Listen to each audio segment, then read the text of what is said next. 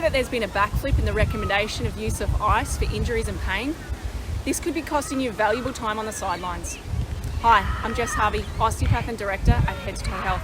I'm down here watching the Southport Sharks Aussie Wolves this morning, and I wanted to do this video because I've just seen a couple of injuries on the field here behind me. I wanted to share some important information about management of injuries and pain. I often get asked about these things: when do I use ice, when do I use heat?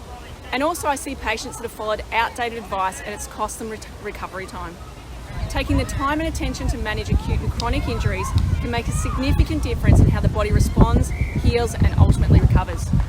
We're all pretty familiar on what to do when we first get an injury, but what about when it's 1 week or 1 month on? What do we do with chronic issues that flare up? Over the last 3 to 4 years, thankfully recommendations on the use of ice for injuries has been updated. My concern is that many people are still following old, outdated recommendations, which may be costing them valuable recovery time. If you stick around to the end, I'm going to show you a really useful resource to help you out.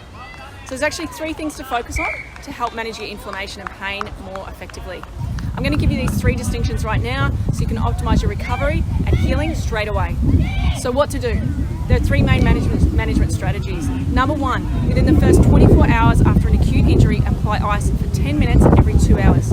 Please don't exceed 10 minutes with each application because it can cause further tissue damage. Secondly, any pain or inflammation lasting beyond 24 hours from onset, arthritic, other inflammatory conditions or chronic injuries will usually respond better to the application of heat. Number 3, to get the benefits of both ice and heat, you can apply them both, cycling them over 20 minutes, 5 minutes at a time each. So I'm Jess at Head to Toe Health. Thanks so much for joining me.